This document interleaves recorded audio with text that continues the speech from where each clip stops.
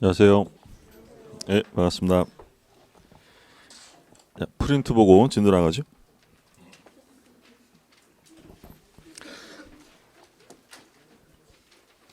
자, 1번부터 보시면 매매 계약에 있어서 시가의 묵비나 호의 고지는 기망에 해당한다. 1번은 틀렸죠. 그래서 뭐 시가를 알려주지 않았거나 허위 고지한 것은 사기에 해당하지 않는다라는 게 판례였고, 2번 법률행위의 외형만 존재할 정도로 표의자 스스로 의사결정할 여지를 완전히 박탈한 강박에 의한 의사표시는 무효이다. 2번은 맞죠? 그러니까 강박은 이제 원칙적으로 무효가 아니라 취소할 수 있는 사유죠. 근데 강박이 무효가 되기 위한 요건은 의사결정의 자유가 박탈되었다, 상실될 정도가 되면 그건 이제 무효다라고 했습니다. 맞는 질문이고, 3번 대리인의 사기로 계약을 체결한 자는 본인의 선악을 묻지 않고 취소할 수 있다. 자, 3번에서 이제 묻고자 하는 것은 제3자에 의한 사기 강박 관련 문제죠. 그러니까 상대방이 사기친 게 아니라 제3자가 사기를 쳤다면 원칙적으로는 언제든지가 아니라 상대방이 알았거나 알 수 있었을 때만 취소할 수 있는데, 근데 여기서 사기친 사람이 누구라고 돼 있냐면 대리인이죠. 그럼 대리인은 본인과의 관계에 있어서 동일시할 수 있는 자가 아닙니다. 그럼 제3 동일시하는 자니까 제3자가 아니다라는 거죠. 그러니까 우리가 이제 이건 중요한 부분으로 봤던 건데, 갑이 있는데 A가 갑에게 사기를 쳐서 자기랑 계약을 한 게 아니라 을과 계약을 하게 만들었다. 그럼 계약의 상대방은 을이고요. 이 애는 제3자죠. 그럼 이 경우에 갑은 언제든지 취소할 수 있는 것이 아니라 상대방이 제3자 사기 사실을 알았거나 알 수 있었을 때 하나여 취소가 가능하다라고 했는데, 근데 문제는 이 A라는 사람이 바로 누구였냐면 을의 대리인이었다는 거죠. 얘가 본인이고, 그러면 대리인과 본인 관계는 동일시하는 관계니까 대리인이 사기쳤다라고 하면 이 갑은 본인이 알았거나 알 수 있었을 때 취소해요. 언제든지 할 수 있는 거예요. 언제든지. 마치 누가 사기친 것과 같아지는 거예요. 본인이, 그렇죠? 상대방이 사기친 것과 같은 모형이 되기 때문에 이때는 언제든지 취소할 수 있다. 기억나시죠?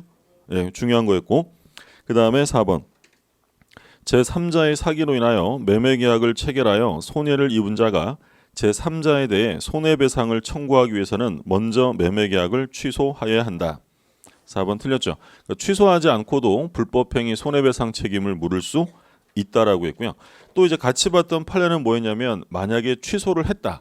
그럼 취소를 했다면 불법행위 손해배상하고 뭐가 문제가 되냐면 부당이득 반환이 문제가 되는데, 그럼 이때 부당이득 반환과 불법행위 손해배상을 같이 할 수 있어요? 선택해야 돼. 선택적으로 해야 한다라고 했죠. 자, 그 다음에 5번 격지자 간의 의사표시의 효력 발생 시기는 발신주에 의한다. 틀렸죠. 그러니까 대화자든 격지자든 전부 다 도달주의가 원칙이고요. 발신주의를 취하는 건 격지자 중에서 뭐만 발신주의라고 했냐면 승낙만 발신주의. 그 다음에 6번 의사표시를 담은 편지가 동거 중인 배우자에게 배달되었다면 도달로 인정된다. 그러니까 6번에서 말하고자 하는 것은 도달의 개념이죠. 도달이라는 것은 지배권 내로 들어가면 도달이기 때문에 반드시 본인이 현실적으로 수령할 것을 요건으로 하는 것은 아니다라고 했죠. 그 다음에 7번 권한이 불분명한 대리인은 보존행위와 이용행위는 무제한할 수 있다. 뭐만 무제한이에요? 보존행위. 보존행위는 현상유지행위니까 무제한인데, 이용행위하고 계량행위는 무제한이 아니라 성질이 변하지 않는 범위 내에서만 가능합니다. 그래서 계량 이용행위가 틀렸죠. 이용행위는 성질이 변하지 않아야 되고, 그 다음에 8번 매매 위임장을 제시하고 매매계약을 체결했다 하더라도 대리인이 자신의 이름으로 법률행위를 하였다면 타인물의 매매로 본다. 틀렸죠. 대리행위로 본다라고. 대리행위. 그러니까 이제 8번에서 말하고자 하는 것은 현명을 해야지 대리가 되는데, 현명에는 방식의 제한이 없습니다. 그래서 매매 위임장을 제시했다면 이것도 현명의 방법으로 볼 수 있다라는 거죠. 그래서 타인물의 매매가 아니라 대리행위로 봅니다.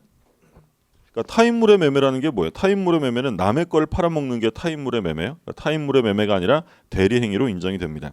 그 다음에 9번 대리인이 이중으로 매수한 경우 그 매매 계약이 반사회적 법률행위인지 여부는 대리인을 기준으로 판단한다. 9번 맞죠? 그러니까 대리인이 의사결정을 하기 때문에 의사표시의 흠결이나 하자, 뭐 알았다 몰랐다, 이건 다 누가 기준이라고 했냐면 대리인 기준이에요. 이것도 역시 대리인 기준이고, 그래서 조심하시라고 했던 게 불공정 행위에서 본인 기준이 하나 있었잖아요. 그게 뭐였냐면 궁박. 궁박은 본인 기준이고 나머지는 전부 다 대리인 기준입니다. 맞는 지문이고요. 10번. 대리인이 본인을 위한 것임을 표시하지 아니한 때는 상대방이 대리인으로서 한 것임을 알 수 있어도 그 의사표시는 대리인 자신을 위한 것으로 간주된다. 10번 틀렸죠. 그러니까 앞부분은 뭐 원칙은 맞죠. 현명하지 않았다라고 하면 대리인 자신을 위한 것으로 간주하는데, 근데 상대방이 그자가 대리인임을 알았거나 알 수 있었을 때는 그 효과가 본인에게 직접 귀속된다라고 했죠. 틀렸고, 11번 대리인은 의사능력자임을 요하지 않는다. 틀렸죠. 뭐라고 고쳐야 돼? 행위능력자. 의사능력은 있어야 돼요. 만약에 대리인이 의사능력이 없다면 그건 무효가 된다라고 했고, 12번 임의 대리인은 본인의 승낙이 있는 경우에 한하여 복대리인을 선임할 수 있다. 12번 틀렸죠. 그러니까 임의 대리인은 원칙적으로 복대리인을 선임할 수 없습니다. 근데 언제만 가능하다고 했어요?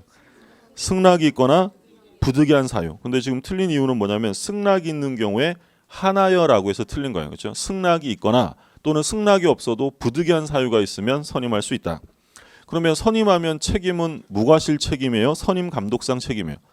선임 감독상 책임이고, 근데 만약에 본인이 지명해 준 자를 선임했다면 이때는 책임을 질 필요가 없어요. 근데 본인이 지명을 해줬어도 불성실 부적임을 알면서 뭘 아느냐면 통지나 해임을 하지 않았을 때는 그때는 책임을 져야 한다라고 했죠.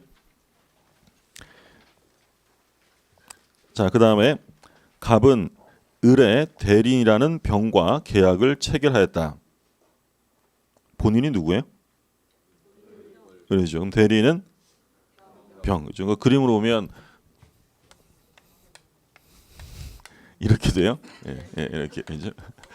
그러니까 물론 갑을병 이렇게 나오는 경우가 많은데 그거야 뭐 내는 사람 마음이죠, 그렇죠? 이렇게 나올 수도 있어요. 그래서 항상 사람 이름부터 확인해야 돼요. 본인이 을로 나와 있고, 그러니까 여기서 이제 상대방을 얘기하기 때문에 얘가 주인공으로 이제 갑이에요. 자, 그럼 13번부터 보죠. 갑에 대하여 병에게 대리권을 수여함을 표시한 을은 그 대리권 범위 내에서 병과 과실 없이 계약을 체결한 선의의 갑에게 계약상 책임을 부담한다. 이게 이제 뭐 묻는 거예요? 뭘 묻는지부터 확인하셔야죠. 뭐에 관한 문제일까요?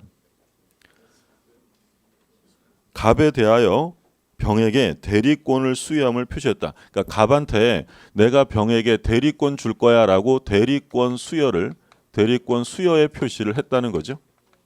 자, 그다음에 뭐라고 돼 있어요? 그리고 이제 그 대리권 범위 내에서 병과 과실 없이 계약을 체결한 갑. 선이 무과실이에요? 그래서 이 얘기 듣고 얘랑 계약을 했대요. 그럼 본인은 책임을 져야 안 져요? 져야죠. 이거 뭐에 관한 문제? 표현대리. 표현대리는 무권대리인데 본인이 책임을 져야 한다고 했죠. 표현대리는 몇 가지가 있었어요? 세 가지. 첫 번째가 125조 대리권 수여 표시에 의한 표현대리가 있었고, 두 번째가 권한을 넘은 표현대리, 그리고 세 번째가 대리권 소멸, 멸권대리가 있었죠. 그럼 13번은 지금 뭘 얘기를 하는 거냐면 125조를 얘기하는 거예요.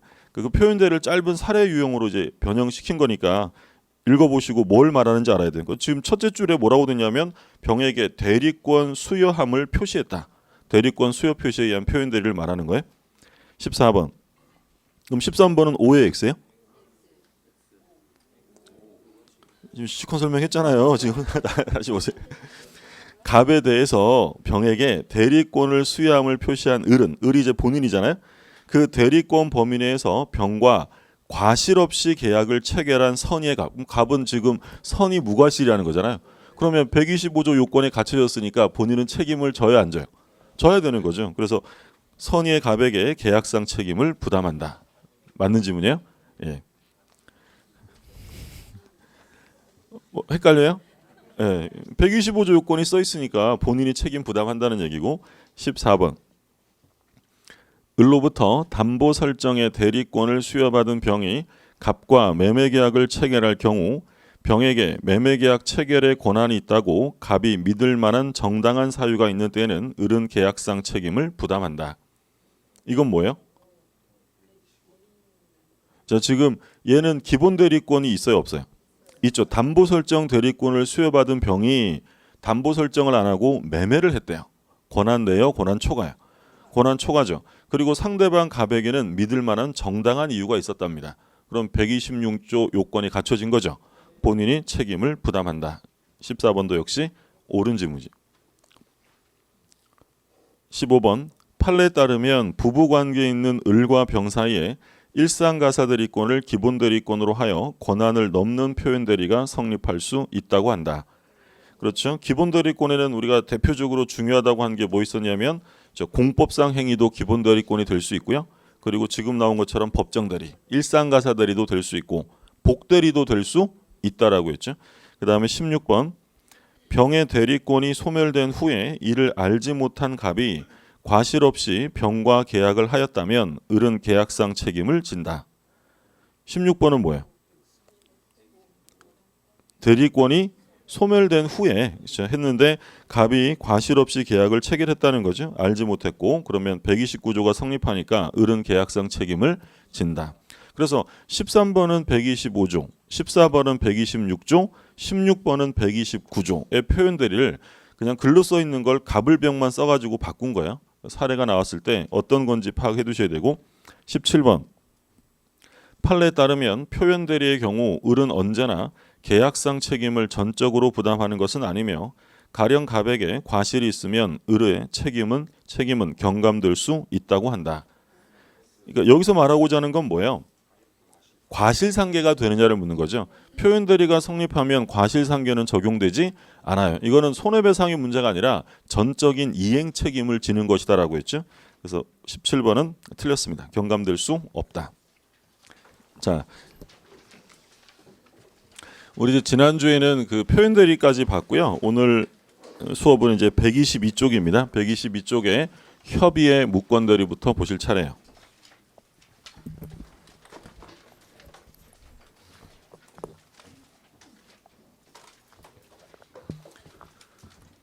우리가 이제 지난주에 그 대리가 성립하려면 현명을 해야 한다고 했고, 그리고 이제 그 사람에게 대리권이 있을 수도 있고 없을 수도 있는데 있으면 유권대리, 효과는 본인에게 직접 귀속되고요. 없으면 무권대리. 무권대리는 원칙적으로 본인에 대하여 효력이 생기지 않습니다. 현재 무효 상태죠. 근데 이 무권대리는 다시 넓은 의미의 광의의 무권대리로 보면 표현대리와 협의의 무권대리가 있다라고 했죠. 그래서 우리가 얘기할 때 이 무권대리가 인정이 되려면 현명을 한 거예요, 안 한 거였어요? 현명을 했어야 돼요. 현명을 했는데 대리권이 없는 거고, 현명도 하지 않고 자기 이름으로 남의 거를 팔아먹으면 그건 무권대리가 아니라 무권리자다라고 했어요. 그래서 표현대리를 우리가 세 가지를 봤죠. 125조, 126조, 129조. 그럼 무권대리 중에서 본인이 책임을 져야 되는 무권대리는 딱 몇 개밖에 없냐면 요 세 가지. 이게 표현대리라고 해서 우리가 지난주에 봤고, 왜 책임을 져야 한다고 했냐면 상대방을 오인케 만드는 뭐가 형성됐다고 했어요? 외관. 그래서 이거 표현대리는 법이 정하는 외관에 대한 책임이다라고 불렀죠. 법정 외관 책임. 근데 이제 이번 시간에 볼 내용은 이제 협의의 무권대리예요. 그러니까 요 세 가지의 요건이 갖춰져 있지 않을 때 발생하는 문제고요. 그럼 표현대리랑 협의의 무권대리 중에서 범위로 본다면 어떤 게 더 넓은 개념이에요? 이게 훨씬 더 넓죠. 이건 딱 세 개밖에 없는 거고, 요거 세 개 빼고 나머지는 전부 다 뭐가 되냐면 협의의 무권대리예요. 그러면 광의의 무권대리에서 표현대리를 제외하면 협의의 무권대리가 된다. OX 맞는 거죠? 그렇죠. 이거 더하기 이거는 이거니까 이거 빼면 이거 나올 거 아니겠죠? 이게 다른 시험에도 이렇게 기출이 됐어요. 그러니까 무권대리는 두 가지로 나누는 거예요. 본인이 책임을 지는 표현대리와 책임을 안 져도 되는 협의의 무권대리. 그럼 이제 오늘 공부할 내용은 협의의 무권대리인데, 앞에서 뭐 여러 차례 예를 들어서 많이 봤었죠. 갑이 부동산을 하나 소유하고 있는데 을은 대리권이 없습니다. 그런데 대리인인 척하고 매매를 했다. 이 집 아들인데요. 얘가 좀 요즘에 돈이 좀 필요해요. 그래서 아버지 방에 들어가서 등기서류 훔치고 위임장 위조해가지고 내가 울아버지 대리인이에요 하면서 집을 팔아먹은 거예요. 그러면 원칙적으로 아버지 본인 갑은 책임을 져요, 질 필요 없는 거예요? 질 필요 없죠. 대리권을 준 적이 없잖아요. 얘가 위조하고 훔쳐서 한 거니까. 그럼 책임을 질 필요가 없는데, 뭐 예를 들어서 이행기가 다가오니까 이제 아들이 아버지한테 얘기를 하는 거죠. 아버지, 짐 좀 쌉시다. 왜 써냐 그랬더니 집 팔아먹었대요. 아버지 막 이렇게 몹시 흥분하시겠죠. 근데 이 아들이 뭐라고 하냐면 아버지 내가 근데 그거 잘 팔았어요. 이게 시가로 2억인데요. 아들이 말을 잘해가지고 3억에 팔았대요. 그럼 아버지가 이 아들의 이 행태는 매우 괘씸하지만 가만히 생각해봤더니 2억짜리를 1억을 더 받았대요. 그러면 아버지 입장에서는 경제적인 효과를 귀속받고 싶을 수가 있겠죠. 그럼 원하면 얼른 뭐 하면 된다고 했어요. 얼른 추인하면 돼요. 자, 추인하게 되면 이 매매 계약은 유효가 되는데 조심하실 점은 언제부터 유효냐면 처음부터 계약 시부터 유효가 돼요. 뭐가 있는 거야? 소급표, 소급하여 유효가 됩니다. 물론 뭐 제3자의 권리는 해하지 못한다라고 돼 있고, 그럼 상대방 입장에서 보면 상대방은 이거 비싸게 사가지고 속상한데 대리권이 없는 사람이래요. 그러면 상대방은 이 계약을 이행하기 싫으면 얼른 뭐 하면 되냐면 철회하는 거. 얼른 철회. 그러면 얘가 철회하게 되면 이 계약은 어떻게 되냐면 확정적으로 무효가 돼요. 그러니까 얘가 추인하면 계약은 소급해서 유효가 되고 상대방이 철회하면 이 계약은 확정 무효가 된다. 그럼 이 계약이 유효가 되느냐 무효가 되느냐는 누가 빨랐느냐의 문제. 만약에 본인이 먼저 추인하게 되면 이 계약은 바로 소급해서 유효가 돼요. 그럼 얘가 추인하게 되면 상대방은 철회를 할 수가 없게 되겠죠. 그럼 그 의견 바꿔서 말하면 상대방은 언제까지 철회할 수 있다는 거예요? 추인하지. 바꿔서 본인도 언제까지 추인할 수 있냐면 상대방이 철회하기 전까지 가능하다라는 거예요. 근데 뭐 이건 뭐 예를 든 거고요. 이 집 아들이 아빠 몰래 팔아먹었는데 이렇게 잘 팔 리는 없죠. 금매했어요. 2억짜리 1억에 낼름 팔아먹었어요. 자, 그럼 이제 상황이 바뀌었죠. 이번에는 누구한테 유리해졌어요? 상대방. 근데 이게 만약에 표현대리라면 책임지세요라고 하면 갑은 책임을 져야 돼요. 근데 이건 표현대리가 아니라 협의의 무권대리니까 책임지세요라고 할 수는 없어요. 그럼 얘는 이제 어떻게 되냐면 어떻게 책임 좀 지실래요라고 물어봐야 돼요. 그게 뭐냐면 최고예요. 최고. 물어보는 거죠. 답변을 촉구합니다. 그러면 본인은 원하면 추인할 수도 있고요. 원하지 않으면 거절할 수도 있어요. 자, 거절하면 역시 계약은 무효가 되겠죠. 그래서 본인과 상대방에게 각각 두 가지씩 있어요. 본인은 추인권과 거절권이 있고 상대방은 철회권과 최고권이 있어요. 여기서 시험에 잘 나오는 건 뭐냐면 얘가 철회권을 행사하는 것은요. 선의일 때만 할 수 있어요. 그리고 최고권은 선악을 불문하고 최고권은 인정이 돼요. 그러니까 철회권이라는 건 뭐냐면 얘가 이 계약을 확정적 무효로 만드는, 즉 얘가 계약을 끝내버리는 거예요. 그러니까 계약을 끝장낼 수 있는 힘은 아무한테나 주는 게 아니라 누구한테만 주냐면 선의. 그럼 최고권이라는 건 얘가 끝내는 거예요? 갑이 결정하는 거예요? 이거 물어보는 거잖아요. 그럼 갑이 결정하는 거고 얘는 물어보는 거니까 꼭 선의임을 요건으로 하지는 않아요. 뭐 안다고 물어도 못 봐요? 물어보는 건 뭐예요? 물어보는 건 선악불문인데 끝장내는 건 누구한테만 인정하냐면 선의자에게만 인정이 돼요. 이게 가장 기본적이고 중요한 내용이에요. 근데 이건 앞에서 본 것처럼 얘가 물어봤는데 확답을 안 해요. 확답을 안 하면 추인이에요? 거절이에요? 거절. 왜 거절로 본다고 했어요? 법률, 준법률행위니까 법률 규정에 의해서 효과가 생긴다라고 하면서 봤던 거고 도달주의였습니까? 발신주의입니까? 최고에 대한 확답. 우리 지난주에 최고에 대한 확답으로 발신주의를 취하는 거 세 가지 예를 들어서 봤어요. 첫 번째 중요한 게 뭐라고 했냐면 무권대리인 최고확답으로 무권대리인 최고확답. 또 뭐 있었어요? 제한능력자 최고확답, 채무인수 최고확답. 혼자 다 하죠? 예, 무권대리인 제한능력자 채무인수. 이게 지금 뭐 무권대리잖아요. 요 세 가지는 좀 암기하셔야 돼요. 그러니까 원칙은 도달주의인데 발신주의를 취하는 게 사원총회 소집의 통지, 그리고 격지자 간에 있어서 승낙 요거 있었고 나머지 세 개는 최고에 대한 확답인데 최고에 대한 확답 중에서 발신주의를 취하는 건 딱 세 개예요. 무권대리, 제한능력자, 채무인수. 발신주의다라고 했고 그러면 이 본인은 원하면 이 계약을 추인할 수 있는데 우리가 보통 생각할 때는 추인은 얘한테 하겠죠. 상대방에게 추인하는 게 보통인데 근데 추인은 꼭 병에게만 할 수 있는 게 아니라 누구한테도 할 수 있냐면 무권대리인에게도 추인 또는 거절을 할 수 있어요. 그리고 우리 판례는 누구한테도 할 수 있다고 하냐면 병이 만약에 정한테 팔았다. 얘가 이제 승계인 전득자인데요. 이 사람에게 추인하는 것도 가능해요. 그러면 추인의 상대방이라고 물어보면 추인은 누구한테 할 수 있냐면 무권 대리인, 상대방, 상대방의 승계인 모두 추인의 상대방이 될 수 있습니다. 근데 이 갑이 자기 아들한테요. 아유 우리 아들 3억에 팔았어. 잘했어. 라고 추인을 합니다. 그럼 얘가 무권 대리인에게 추인을 하게 되면 상대방은 그걸 알까요? 모를까요? 자기 집에서 추인한 걸 얘가 알게 뭐예요? 그러면 무권 대리인에게 추인할 수는 있는데 무권 대리인에게 추인했다면 그 추인 가지고 상대방에게 대항할 수 없어요.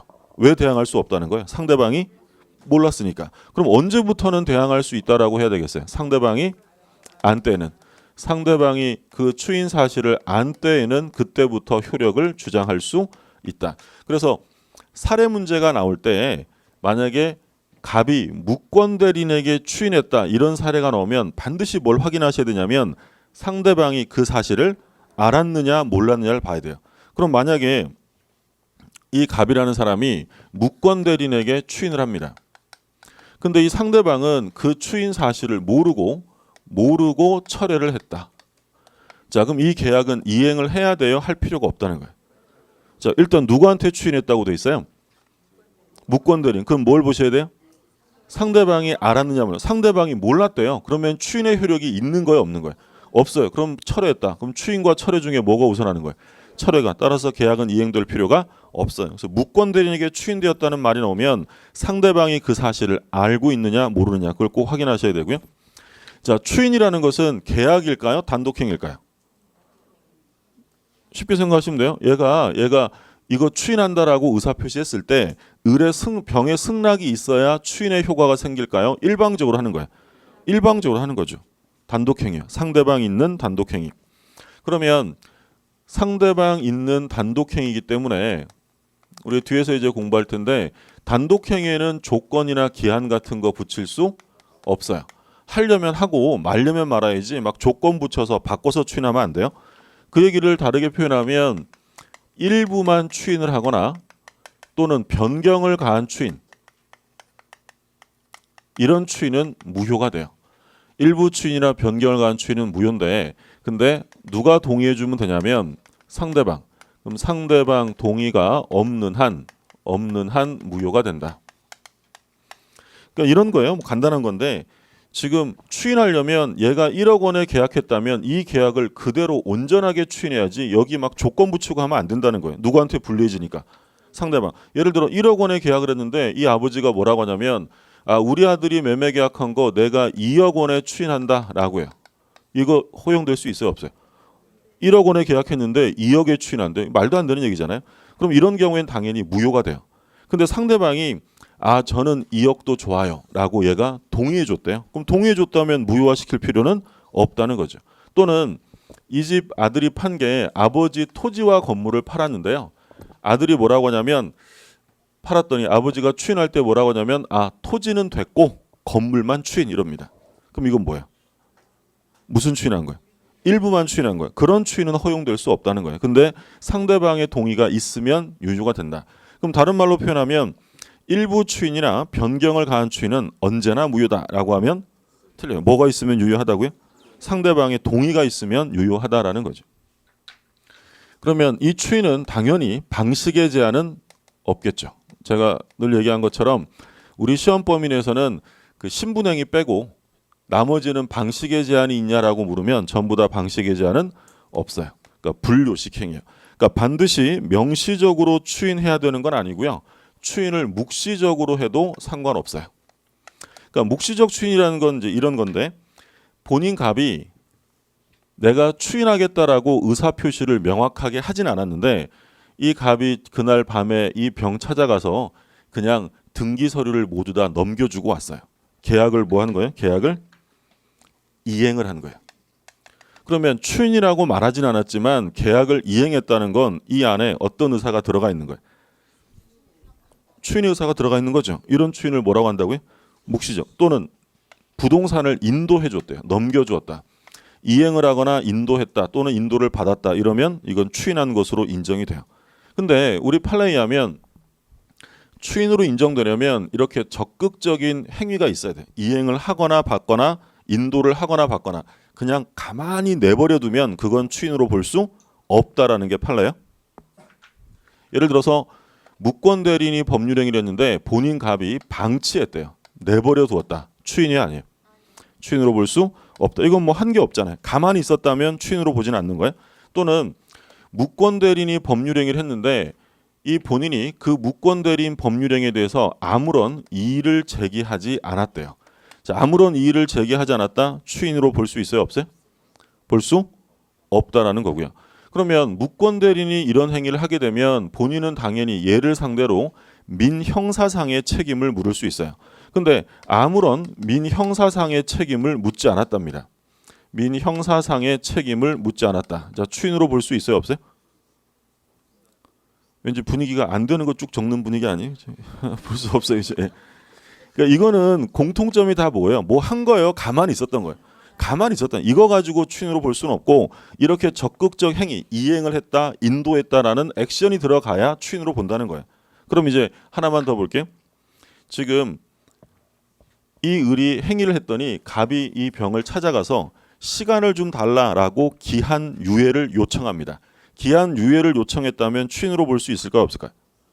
있죠. 요청했잖아요. 그럼 기한 유예를 요청했다. 이런 말이 들어가면 이런 것들은 추인으로 볼 수 있는데 단지 내버려 둔 것만으로 추인으로 볼 수는 없다라는 게 판례 입장이에요. 예전에 다른 사법시험에서 이런 질문이 나왔어요. 뭐라고 나왔냐면 무권 대리인 법률 후에 본인이 인도하고 8년간 방치했다. 이렇게 나왔어요. 인도하고 8년간 방치했다. 추인이 아니에요. 추인. 뭐 때문에? 앞에 인도하고 때문이에요. 그냥 인도하고가 빠지고 방치했다면 그건 추인이 아닌데 이런 걸 했다라고 하면 추인으로 인정할 수 있다라는 거죠. 그 얘기고. 하나만 더 보시면 자, 을이 아버지 집을 대리권 없이 팔아먹었어요. 근데 이제 문제는 아버지가 돌아가셨어요. 돌아가셔가지고 이 집 아들이 단독으로 상속을 받았어요. 그럼 상속이라는 건 포괄승계잖아요. 갑의 법률상의 지위가 모두 얘한테 간 거야. 그랬더니 을이 뭐라고 하냐면 사정이 바뀌었다. 내가 울아버지를 포괄적으로 승계했으니 난 울아버지가 가지고 있던 추인권이 아니라 거절권을 행사하겠다. 그러니까 너 등기 말소하고 예전에 준 등기 말소하고 사용한 거에 대한 부당이득 물어내라고 청구할 수 있느냐? 될까요? 안 될까요? 당연히 안 되죠. 그렇죠? 이런 건 허용할 수 없다. 이렇게 하는 건 신의 측에 반하는 거죠. 소위 이제 신의 측 중에 금반원의 원칙에 반한다 이런 말을 써요. 금반원이라는 건 자기가 했던 행위나 이런 것과 반대되는 주장 할 수 없다. 금지한다는 거예요. 그러니까 선행행위, 모순, 거동금지 이런 얘기를 해요. 자기가 한 것과 반대되는 주장을 해서는 안 된다. 뭐 상식적으로 생각해도 지가 팔아먹은 다음에 상속을 받고 거절권 행사하는 건 이건 신의 측상 허용할 수 없다라는 거죠. 자, 교재 한번 볼게요. 122쪽을 보죠. 130조를 보시면 대리권 일단 협의 무권 대리 별표 3개 해두시라고 했죠. 예, 매년 나와요. 대리권 없는 자가 타인의 대리인으로 한 계약은 본인이 이를 추인하지 아니하면 본인에 대하여 효력이 없다. 원칙은 무권 대리 행위는 본인에게 효력이 없습니다. 132조 추인 또는 거절의 의사표시는 상대방에 대하여 하지 아니하면 그 상대방에 대항하지 못한다. 그러니까 상대방에게만 해야 한다는 게 아니라 말씀드린 것처럼 무권 대리인에게 할 수도 있어요. 근데 그렇게 되면 상대방에게 뭐 할 수 없다고 되냐면 대항할 수 없어요. 자, 단서조항. 그러나 상대방이 그 사실을 안 때는 그러하지 아니하다. 지금 설명드린 내용. 그래서 무권 대리인에게 추인되었다라고 하면 꼭 확인하실 게 상대방이 알았느냐 몰랐느냐. 133조. 추인은 다른 의사표시가 없는 때는 계약 시에 소급하여 그 효력이 생긴다. 소급하여에 줄거두세요. 소급하여. 소급표가 있다는 점. 제3자 권리를 해할 수 없다라고 돼 있고, 자, 맨 밑에 추인 나오는데 니은의 추인의 상대방 A번에 보면 추인은 무권 대리인 그리고 무권 대리인의 직접 상대방 및 그 무권 대리 행위로 인한 권리 또는 법률 관계 승계에 대하여 할 수 있다. 그러면 동그라미 3개 해두세요. 어디다 하냐면 무권 대리인 동그라미 하시고 추인은 무권 대리인 나오죠. 그리고 또 어디다 하면 되겠어요? 첫째 줄 마지막에 직접의 상대방. 끝에서 둘째 줄에. 무권 대리인 상대방. 그리고 맨 마지막 줄에 누구라고 돼 있어요? 승계인. 세 군데 동그라미 하면 돼요. 그러니까 추인은 무권 대리인에게 할 수도 있고 상대방에게 할 수도 있고 상대방이 승계인에게 할 수도 있다. 오른쪽 B번 파란 글씨는 다 중요한 거죠. 설명드린 내용이에요. 상대방이 알지 못하면 무권 대리인에게 한 추인 가지고 주장할 수 없고, 그리고 디귿 특히 중요합니다. 일부에 대하여 추인하거나 내용을 변경하여 추인하였을 경우에는 상대방 동의를 얻지 못하는 한 무효다. 언제나 무효는 아니다라는 거죠. 그리고 리을에 보면 추인은 묵시적으로 할 수도 있다라고 되어 있고요. 자, 4번에 동그라미 4번에 무권 대리와 상속에 별표 2개 해두세요. 별표 2개. 판례가 그 얘기예요. 판례 제목을 한번 보죠. 대리 권한 없이 타인의 부동산을 매도한 자가 그 부동산을 상속한 후 소유자 지위에서 자신의 대리 행위가 무권 대리로 무효임을 주장하여 등기 말소를 구하는 것이 근반한 원칙이나 신의칙상 허용될 수 있는지 여부 불가, 안 된다는 거예요. 신의칙 위반으로 허용할 수 없다. 자, 다음 페이지 보시면 131조 최고권, 134조 철회권인데 131조만 좀 볼게요. 뭐라고 되어 있냐면 대리권 없는 자가 타인의 대리인으로 계약을 한 경우에 상대방은 상당 기간을 정하여 본인에게 그 추인 여부의 확답을 최고할 수 있다. 본인이 그 기간 내 확답을 뭐라고 되어 있어요?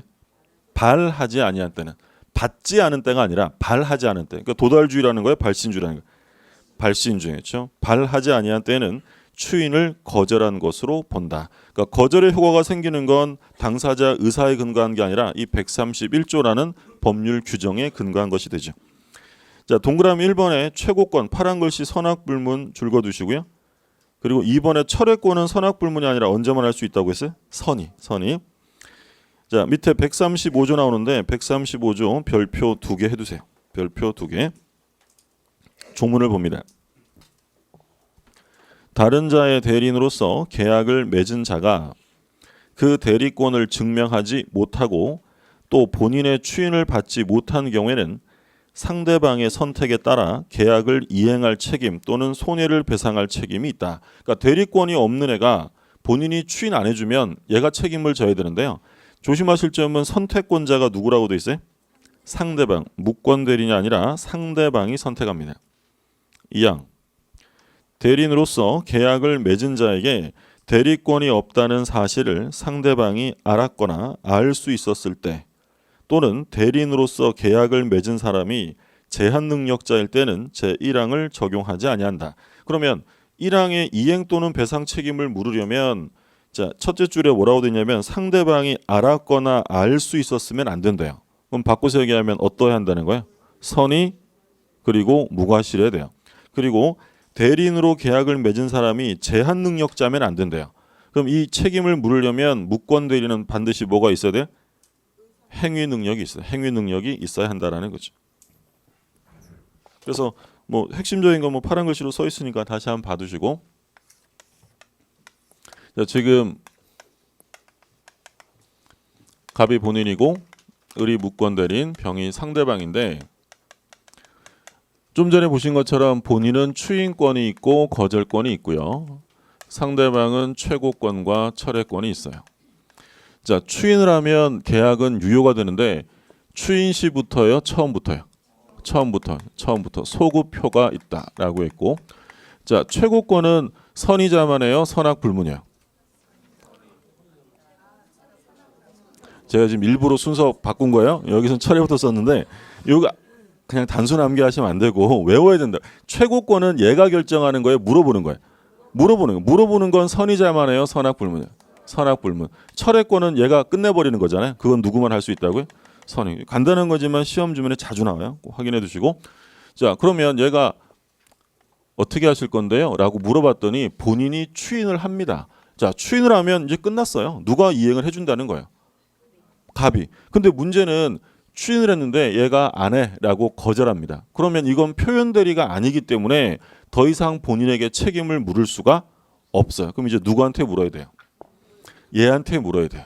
이게 이제 무권 대리인의 상대방에 대한 책임. 이걸 소위 제 135조 책임이라는 말을 써요. 무권 대리인에게 상대방 책임져야 되는데 그럼 병이 을한테 야, 너 대리권 증명해봐. 우리 없어 그러겠죠? 그러면 너 네가 한 거니까 계약을 이행하든지 아니면 손해배상해. 자, 이거 둘 다 묻는 게 아니고요. 이행 또는 배상 책임 중에 하나를 선택하여 묻게 돼 있어요. 근데 중요한 건 선택은 무권 대리인이 한다는 거예요, 상대방이 하는 거예요. 상대방이 하는 거예요. 이거 가지고 각종 시험에서는 계속 출제가 됐었어요. 무권 대리인 얘 뭐 잘했다고 얘한테 선택권을 주겠어요. 선택은 누가 하는 거냐면 상대방이 합니다. 그러면 이런 책임을 물으려면 얘는 뭐 해야 되냐면 선이 무과실해야죠. 얘한테 대리권이 있다는 걸 뻔히 알았거나 알 수 있었다면 새삼스럽게 나중에 네가 이행하라 이런 책임을 물을 수 없다. 선이 무과실해야 되고, 자, 그리고 중요한 것이 이러한 책임을 추궁당하는 무권 대리인은 반드시 뭐가 있어야 되냐면 행위 능력이 있어야 돼요. 행위 능력을 요한다. 그래서 사례 문제에서 이 무권 대리인이 만약에 뭐 미성년자였다, 또는 뭐 피안정 후견인, 피성년 후견인 이런 말 나오면 얘한테 이행 책임을 물을 수 없다라는 거예요. 조심하셔야 돼요. 그러니까 여기서 오해하시면 안 되는 게 대리는 행위 능력이 있어야 돼요, 없어도 돼요? 그러니까 오해하시면 안 된다 그런 거죠. 대리는 행위 능력자를 요하지 않아요. 미성년자도 대리행위하면 효과는 본인이 가는데 이건 지금 얘 대리는 아니잖아요. 대리는 행위한 것에 대한 책임을 지는 그런 경우에는 얘한테 반드시 뭐가 있어야 돼요? 행위 능력이 있어야 돼요. 그래서 대리 행위를 할 때는 행위 능력자일 필요 없어요. 대리인으로 선임됐으니까. 근데 이건 지금 얘가 대리인으로서 법률 행위를 해서 얘한테 귀속시키는 게 아니라 대리인인 척 했기 때문에 책임을 지는 거야. 책임을 질 때는 얘한테 반드시 뭐가 있어야 돼요? 행위 능력이 있어야 돼요. 그리고 이제 우리 통설은 이에 대한 책임은 무과실 책임이다라고 보는 게 통설의 입장이에요.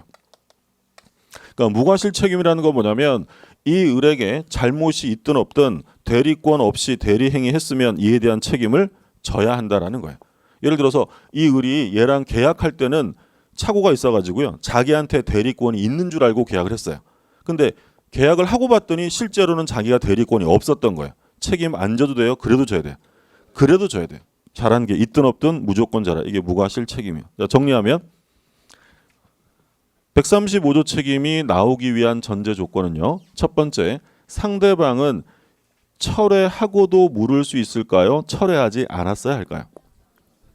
철회하지 않았어야 되겠죠. 만약에 얘가 철회를 했다면, 계약은 어떻게 돼요? 확정적으로 무효가 돼요. 계약이 무효가 되는데 이행하라는 말을 쓸 수 없잖아요. 그래서 첫 번째 요건은 상대방은 철회하지 않고 뭐 한 거예요? 물어봤어요. 그러면 두 번째 요건, 본인은 추인한 거예요? 추인하지 않은 거예요? 추인하지 않았어야 돼요. 만약에 추인하게 되면 얘가 이행을 할 거니까 얘한테 책임을 물을 수 없어요. 그러니까 이 135조 책임이라는 것은 언제만 물을 수 있는 거냐면 본인에게 책임을 물을 수 없을 때만 얘한테 묻는 거야. 본인에게 물을 수 있으면 끝나는 거잖아요. 무슨 말인지 아셨죠? 그러면 만약에 이게 표현대리면 135조 책임을 무권대리에게 물을 수 있다는 거예요, 없다는 거예요? 없다는 거예요. 왜냐하면 표현대리가 성립하면 누구에게 물으면 끝나요? 본인에게 이행 책임 물으면 끝나잖아요. 근데 이게 안 되기 때문에 무권대리에게 묻는 거야. 그 책임의 내용은 이행 또는 배상이에요. 근데 누가 선택한다고요? 상대방이 선택을 하고, 그리고 책임을 추궁당하는 무권대리는 반드시 뭐가 있어야 되냐면 행위 능력이 있어야 한다. 그리고 얘는 선이 무과실일 것을 요건으로 하고요. 그 내용이 125쪽까지 나와 있고요. 단독행위 무권대리는 전혀 지금 신경 안 쓰셔도 돼요. 문제 한번 보죠. 126쪽에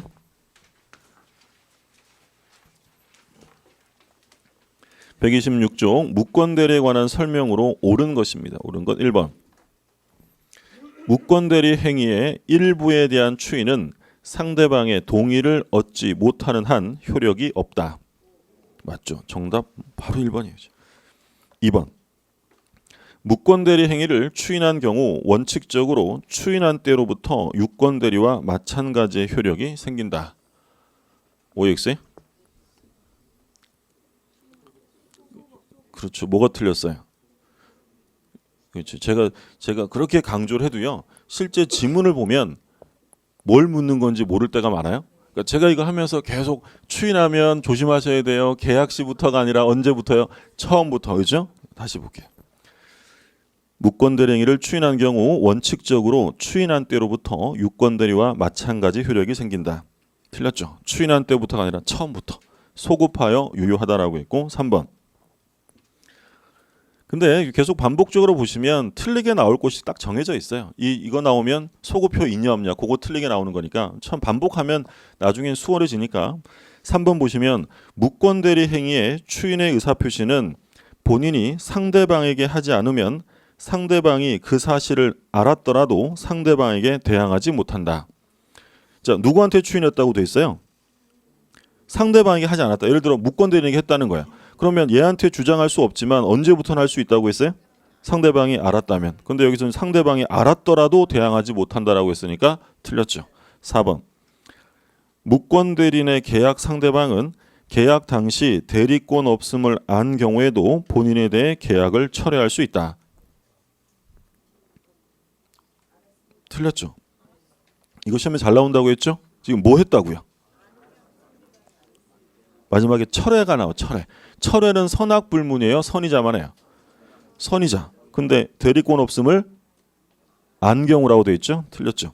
그럼 만약에 대리권 없음을 안 경우에도 최고할 수 있다. 이건 오해했어요. 그건 맞. 최고는 선악불문인데 철회권 나오면 항상 선의자만 할 수 있다는 점을 조심하셔야 되고 5번. 무권대리 행위가 무권대리인의 과실 없이 제3자의 기망 등 위법 행위로 야기된 경우 특별한 사정이 없는 한 무권대리는 상대방에게 책임을 지지 않는다. 틀렸죠. 이건 뭘 말하는 거예요? 무권대리인 책임인데 과실 없으면 책임 안 져요? 과실 없어도 져야 돼요? 져야 돼요. 무과실 책임이라고 했죠. 자기가 대리권이 있는 줄 알았는데 나중에 보니까 없더라. 상관없어요. 그래도 책임을 져야 한다. 그래서 옳은 지문은 1번만 옳은 지문이 되죠. 자, 이렇게 해서 대리를 공부했고요.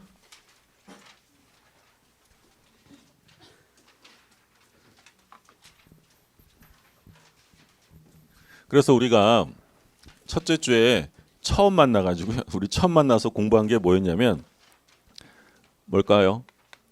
처음 만나서 공부한 게 권리 변동이었어. 권리 변동. 벌써 이제 까마득해요. 이제 오래됐어요. 권리 변동이란 권리의 취득, 변경, 상실을 말해서 권리의 득실 변경은 권리의 변동이다 이런 거였죠. 근데 이런 권리 변동이 나오려면 법률 요건이 갖춰져야 한다고 했죠. 그래서 법률 요건을 갖추기 위해서는 법률 사실이 필요했고 그러면 권리를 변동시키는 즉 법률 효과를 발생시키는 법률 요건은 크게 보면 두 가지였어요. 권리를 만들어낸다, 변동시키는 건 당사자 의사에 근거한 법률 행위 그리고 법률 행위가 아니라 법률의 규정에 의해서 효과가 생겨요. 그러니까 법률 효과가 생긴다는 건 자기가 원하는 대로 생기는 경우도 있고요. 원하든 원하지 않든 무엇에 의해서 법률의 규정에 의해서 효과가 생겨요.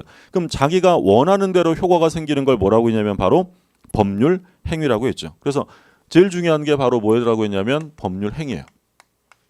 그래서 우리가 법률 행위에 대한 개념을 본 거예요. 법률 행위의 의. 법률 행위는 반드시 뭐가 들어간다고요? 의사표시. 그래서 법률 행위의 개념 받고 법률 행위의 종류도 받죠. 그래서 의사표시의 방향과 수에 따라 구별하면 계약, 단독행위, 합동행위 그리고 이행의 문제가 남느냐에 따라 보면 채권행위와 처분행위 이런 것들을 공부했었죠.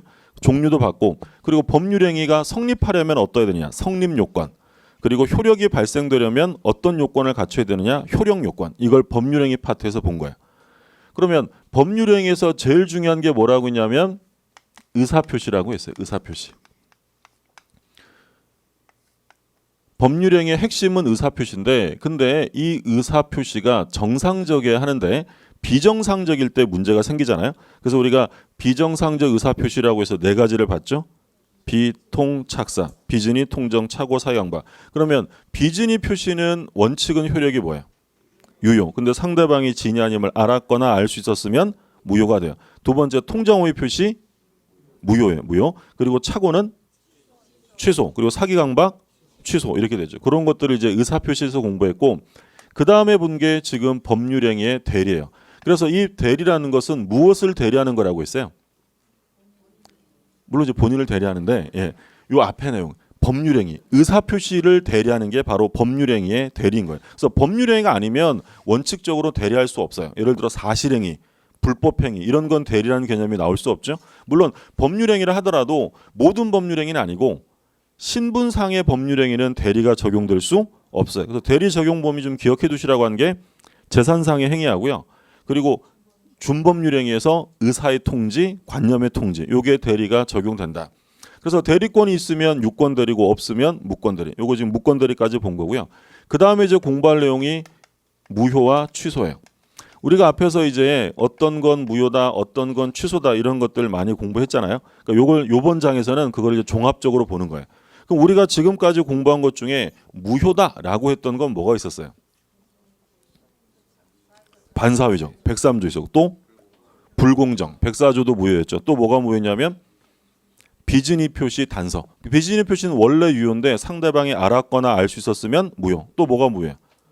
통정의 표시. 그러니까 요게 이제 법조문으로 나온 거예요. 103조, 104조, 107조랑 단서 108조. 요게 이제 무효고 그러니까 법 규정은 아니지만 예를 들어 의사무능력자 법률행위, 원시적 불능행위, 뭐 불가능한 법률행위 이런 것들도 전부 다 뭐라고 했냐면 무효다라고 했어요. 그럼 취소는 쉽죠.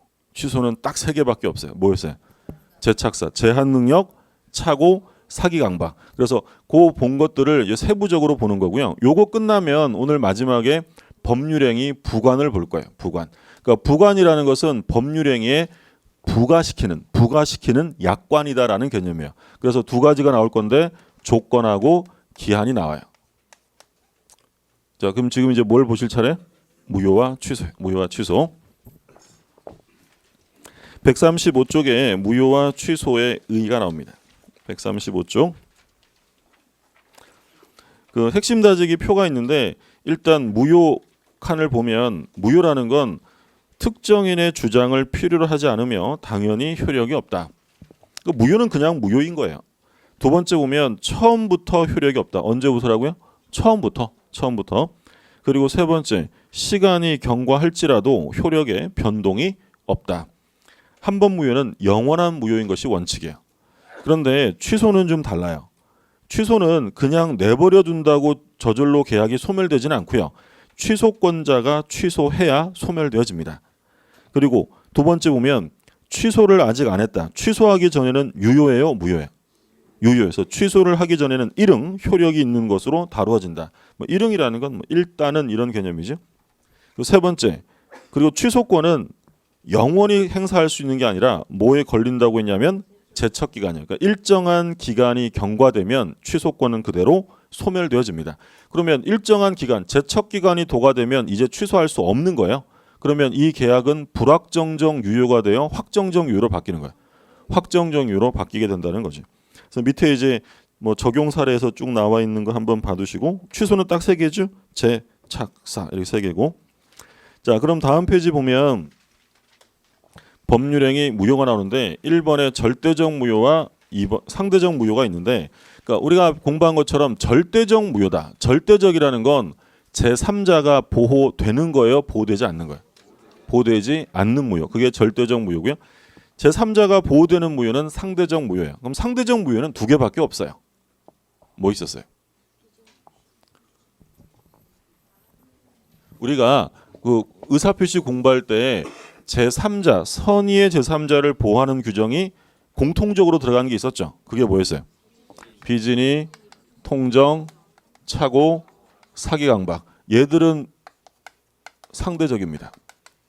그러면 비진위, 통정 빼고 나머지 무효는 전부 다 어떤 무효라는 거예요? 절대적이에요. 제3자 보호 안 돼요. 그리고 착오와 사기강박 빼고 나머지 취소는 절대적이래요. 그럼 나머지 취소는 뭐예요? 제한능력. 그러니까 제한능력자가 취소하면 제3자를 보호해요. 제한능력자가 보호돼요. 제한능력자 취소는 절대적이고 착오나 사기강박은 상대적이다. 전부 다 애들은 선의 3자가 보호된다. 교재 한번 보면 그 상대적 무효 보시면 첫째 줄 마지막에 선의 3자에게 대항할 수 없는 것으로 비진위 표시. 상대방이 악의 과실이 있을 때 그리고 통정 허위 표시가 여기에 속한다라고 되어 있죠. 그래서 상대적 무효는 2개밖에 없어요. 비진위 단서하고 통정 허위 표시. 자, 2번의 당연 무효 재판상 무효는 뭐 읽어보실 필요 없어요. 3번의 전부 무효 일부 무효도 마찬가지 뒤에서 나올 거고 그럼 지금부터 이제 우리가 공부를 해야 되는 게 유동적 무효예요. 유동적 무효. 오른쪽에 판례 있죠? 그 판례 박스 위에 별표 2개 해두세요. 별표 2개. 한 장 넘겨 보시면 아직도 판례가 있네. 한 장 또 넘겨 보시면 그래도 있네. 그죠? 요 판례들이 별표 2개예요. 예. 어렵지 않아요. 그냥 몇 가지만 좀 이해하시면 되고, 그럼 유동적 무효를 봐야 되는데 유동적 무효부터는 좀 쉬었다가 보시죠.